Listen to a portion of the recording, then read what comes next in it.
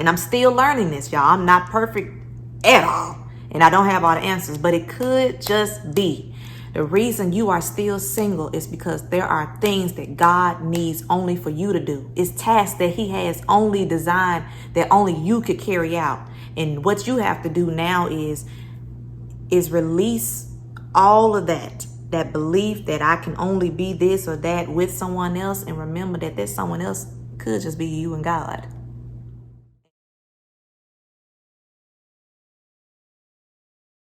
Hey ladies and gentlemen, it's your girl KYRA here, interpreter of African American history and culture, motivational and spiritual speaker.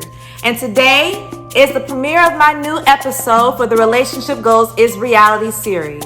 And we're going to be talking about embracing singleness.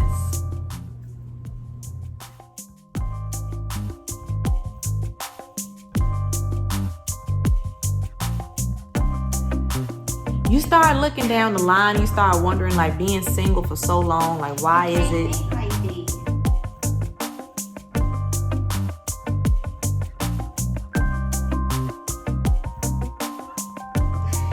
Why am I single? Oh my gosh. I don't know. I have no idea. You know, honestly, I think I'm single simply because God has told me I'm at the point in my life where I'm supposed to just relinquish all power, self-power, and I'm just supposed to turn it over to him. And I guess at this point in my life now, I'm supposed to just let him lead. I think that's one of the main reasons why I'm single. I no longer have a say-so about what's going to happen now with me. As far as, you know, anything in my life, but especially even in relationships. So now it's all up to the man upstairs.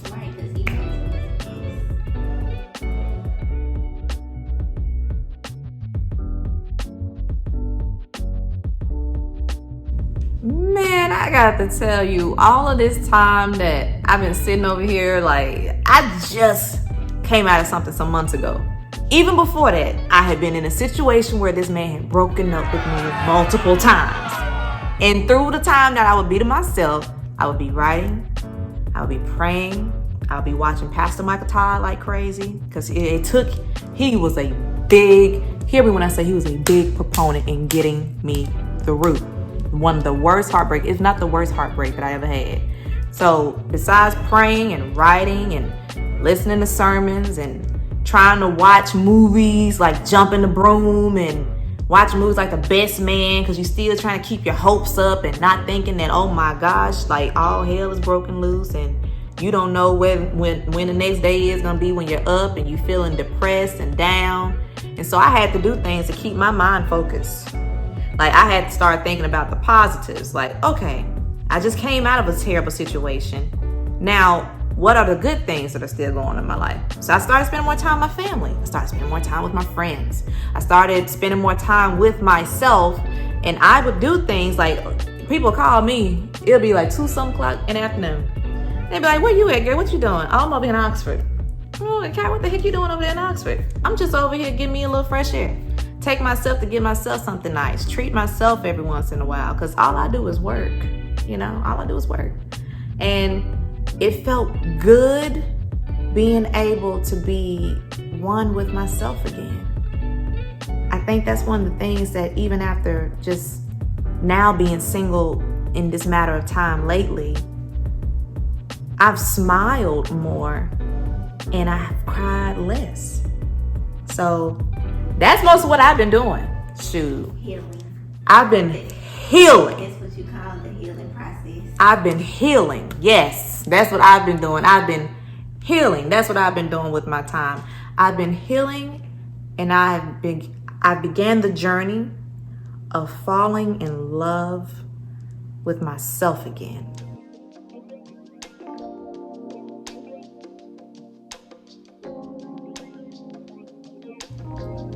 If we're going to talk about balancing being single in this day and age, let me just start out by saying it's one of the worst time periods ever in history of humanity to be single. Because everywhere around you, you're seeing people that's in relationships, you're seeing people that's getting married, weddings here and there, Every time somebody's in a happy relationship, even if they lying they butts off, and y'all gonna have to excuse me, a cuss word or two may come out of my mouth. Even though I am a Christian, I have let a cuss word or two slip. Progression, honey, not perfection, okay? But you look at social media, and social media is one of the greatest ills to our society now, because what it does, it perpetuates us to think that if you don't have this or you don't have that, something is wrong with you.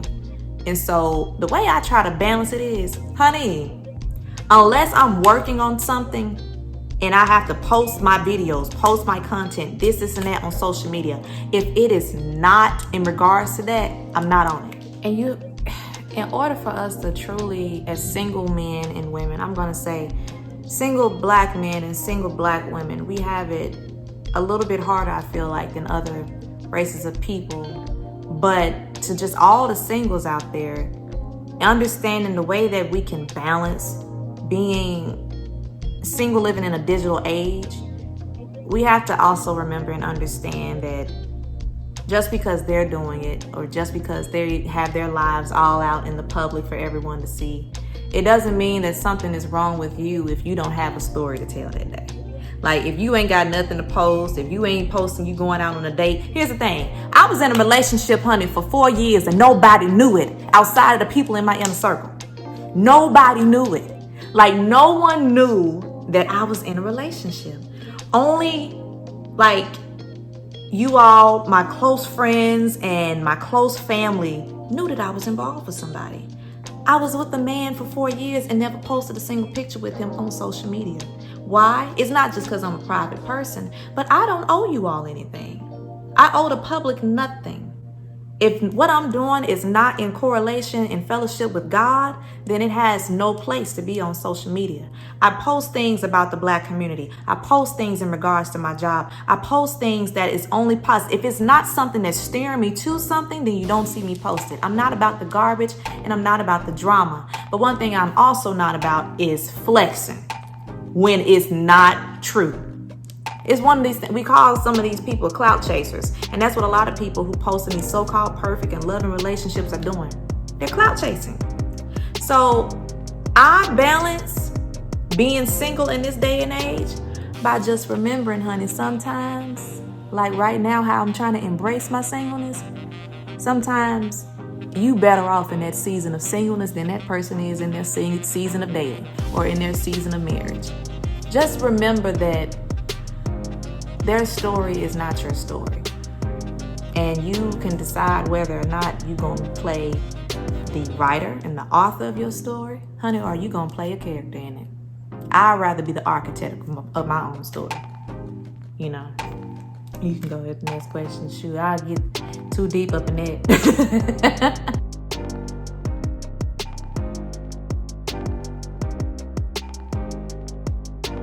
Loneliness. Ooh, let me try to be a good Christian girl with answering this question right now. I get lonely in certain ways. I feel alone at times, but I don't feel lonely. Right? Like I don't feel lonely. I feel like I'm alone at times. But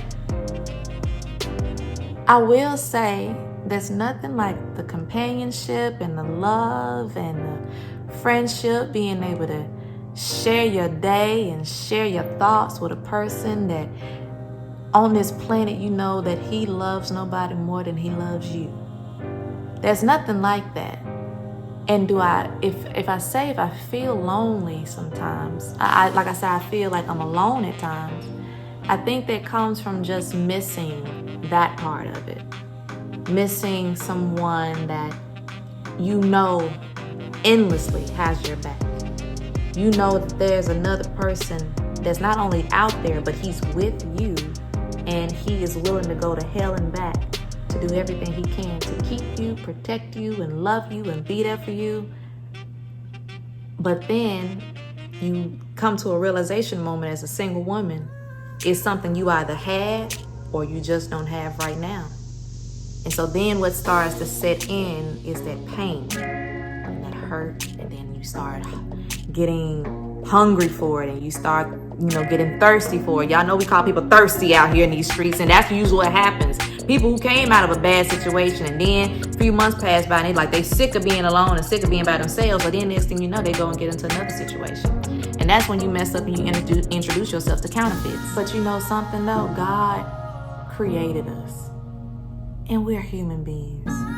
It would be, let me tell you something, and I'm going to keep 100% and 100% real with y'all. I can get on here and motivate y'all week after week with When She Speaks Wednesdays. I can get on here and talk all the time and pray all the time. I'll pray a powerful prayer. It doesn't matter. At the end of the day, you are still human. And you desire to be with another person. God knows this because he created us. And he knows that, yeah, we're going to be faith-filled people, but you're also going to question God and say, why?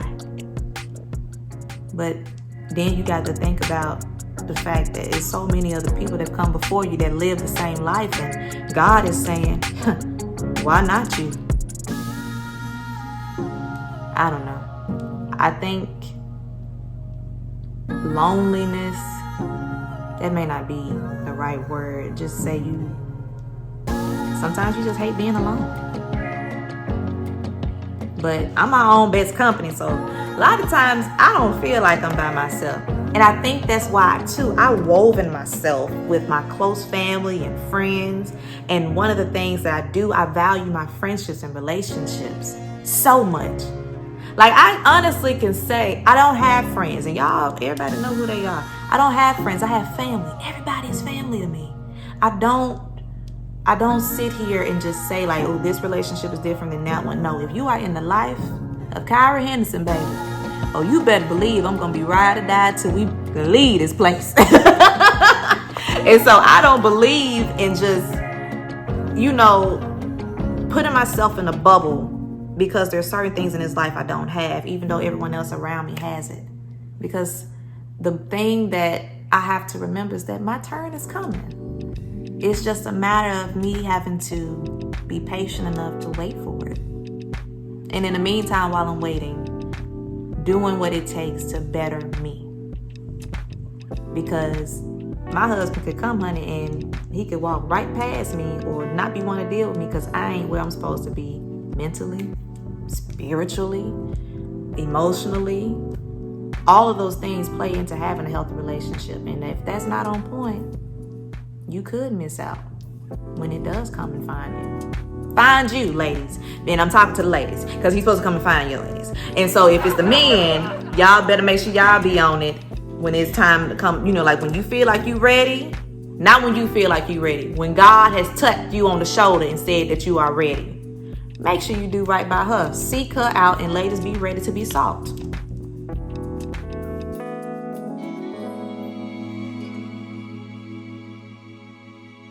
Now I will say this now. The best part about being single, honey, you ain't got to worry about another dang person at all. I can get up and go when I want to. I was just in Atlanta a few weeks ago, y'all.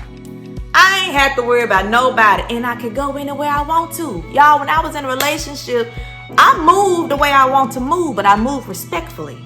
I've never cheated. I've never been on anything. Because I think, and y'all, I'm a Christian woman, so I'm not big into astrology, but I will say there's certain characteristics, that are kind of true when they talk about these signs. And as a Virgo person, I truly believe that loyalty is one of our strongest suits. Like, we are loyal to a fault. So I've never cheated or been on any type of thing like that. But one of the things I would have to do constantly when I was dealing with somebody is having to tell them what I was going to be up to, where I was going to be, what time I was going to be getting home, whatever, blah, blah, blah, blah, blah. Or I had to check in. Like if my homie calls me and she be like, hey, yeah, girl, let's go and have a girls' day tomorrow. Okay, well, let me check in with such and such to make sure that that's good. And I don't see how y'all ladies do that stuff. I have to catch myself. I don't get that. Like, it's okay. If you with somebody, that's one thing. But you shouldn't have to check in every given moment or time that you want to go and do something. Yes, and I don't want to bash any ladies that are in relationships and stuff or, in marriages or anything, but you're still an individual. And I think that's one of the things we keep forgetting. When God created Adam and when he created Eve, he created two single people. They were singles before they came together. And he saw that Adam was not good by himself. So that's why he created Eve. That's all women are. We're just men with wombs. He took... Do you look at checking in as permission? That's the problem right there. Because see, let's say you did already make plans, right? With your girls. And then he says, well, no, I want to do this. Well... That's not fair.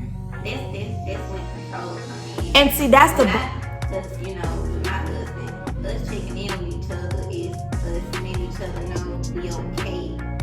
And where we at. Exactly. That's a checking huge difference. And when I say checking in the vernacular that I'm speaking about are the type of men and women that believe you got to check with me first before you can do something. That's not your daddy. It's not your mom. That's your husband.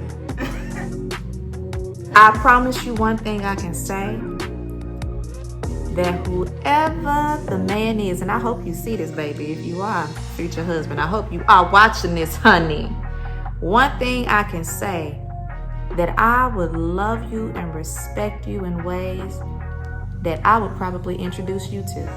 You would never have to worry about me doing something that would offend you or hurt you.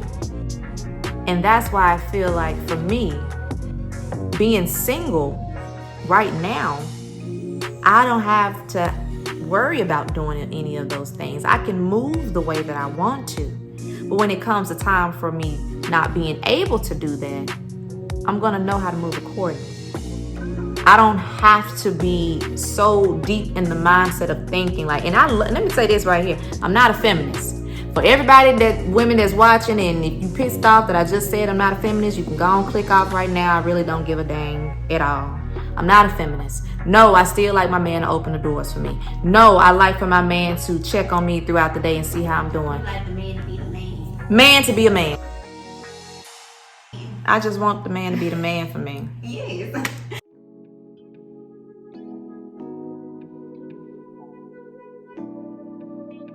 Well, I guess he making a believer out of me then. I will say this. Some of the most iconic moments of my life came out of my singleness, right? So I got my job at the Civil Rights Museum when I was single. I spent every day praying to God after graduation. I knew I didn't want to go into traditional news and all that stuff. But I had been, like I said, in a relationship prior to that. Heart got broken and all that stuff. And so I just threw myself into trying to find the right job. I got an offer from a news station to be a freaking field reporter. They wanted to hire me. They really did. But I wasn't feeling it. And so I was like, oh God, now I can't stay jobless. I got to make some money. So I was just praying. And I could have worked here. I could have worked there.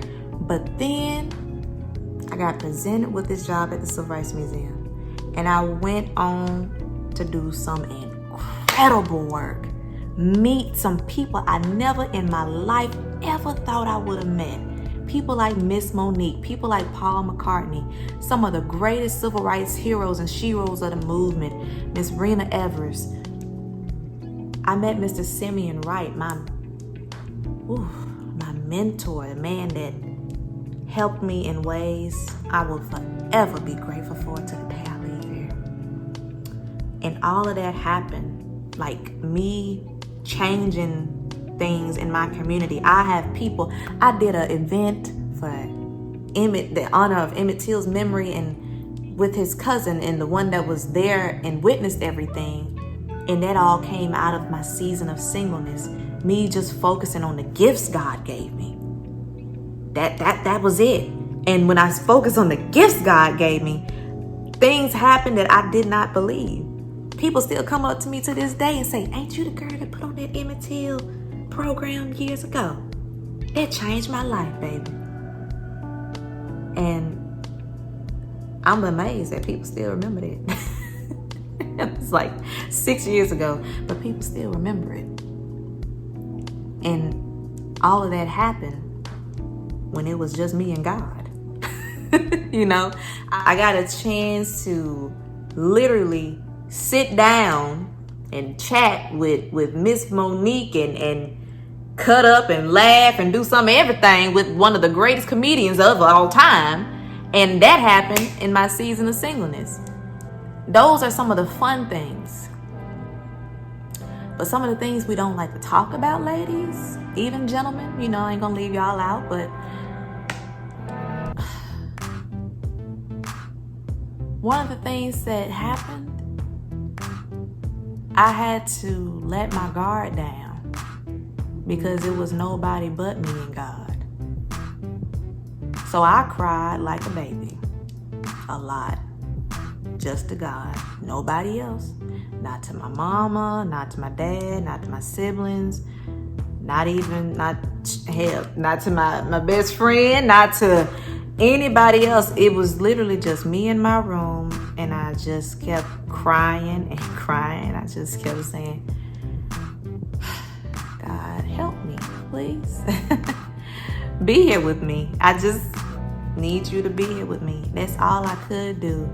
And it felt good to release that because I had held it in for so long. And then after that happened, after all of that had continuously kept happening, then what ended up happening next, I ended up getting a phone call. And that phone call presented me with another great opportunity, which y'all are going to hear about a little later. And all I can say is, look at God. I ended up being in a freaking movie y'all gonna see come out in the fall. I ended up, realizing that this is the unfortunate part, y'all, for us single people out there. It could just be, and I'm still learning this, y'all. I'm not perfect at all, and I don't have all the answers, but it could just be. The reason you are still single is because there are things that God needs only for you to do. It's tasks that he has only designed that only you could carry out. And what you have to do now is release all of that belief that I can only be this or that with someone else, and remember that someone else could just be you and God.